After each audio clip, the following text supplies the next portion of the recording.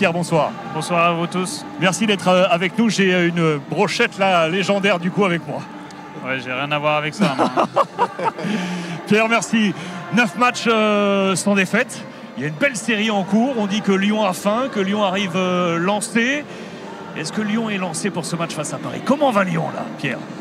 On va bien, on reste humble et ambitieux. Donc on est vraiment dans notre ligne avec l'idée de continuer à mieux jouer qu'on ne l'avait fait au début de saison et enchaîner les performances. Lyon a montré les muscles face à Francfort, c'est ce qui était attendu, c'est un mot fort qui est arrivé, c'est venir taper une équipe aujourd'hui du haut du tableau européen. Ça remontre une nouvelle valeur de Lyon, ça? C'était un révélateur parce qu'effectivement on avait été confronté à d'autres adversaires jusqu'ici et là on était face aux secondes Bundesliga, donc je pense qu'on a fait un bon match et qu'on a mérité notre victoire. Maintenant on a un autre test ce soir, donc on est impatient de se mesurer au PSG. Rio. Ouais, coach, moi je veux juste savoir comment on aborde ce match. Vous êtes en forme en ce moment, une belle série. On sait que Paris peut avoir des difficultés et pas mal critiqué, même si ça reste un gros, on le sait tous. Est-ce qu'on va aller chercher d'entrer vraiment? Oui, bien sûr, parce qu'aujourd'hui on a un modèle de jeu qui repose sur le pressing, donc forcément on va essayer de l'appliquer à ce match-là. Et on est aussi dans l'idée, lorsqu'on aura la balle, de développer le football qu'on développe maintenant depuis quelques matchs, avec plutôt de l'efficacité, donc il n'y a aucune raison qu'on change ce soir. Pierre, tu connais, je vais venir te chercher avec la composition d'équipe d'avant-match.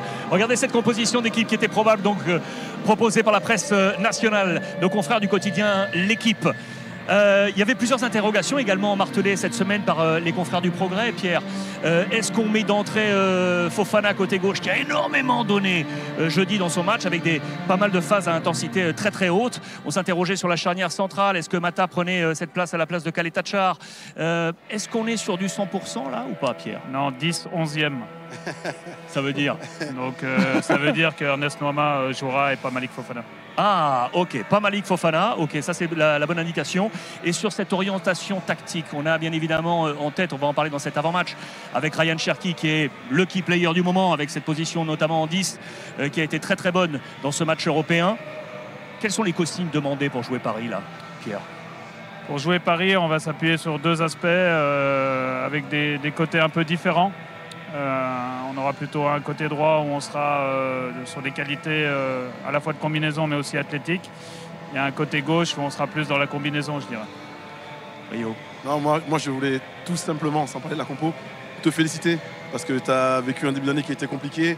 On entend un peu tout ce qui se passe autour de Lyon et malgré tout ça, tu gardes un calme, une sérénité et tu as réussi à faire remettre cette équipe dans les bons rails. Donc tout simplement, bravo, et peu importe le résultat ce soir, en tout cas admiratif en tant que coach du travail que tu fais.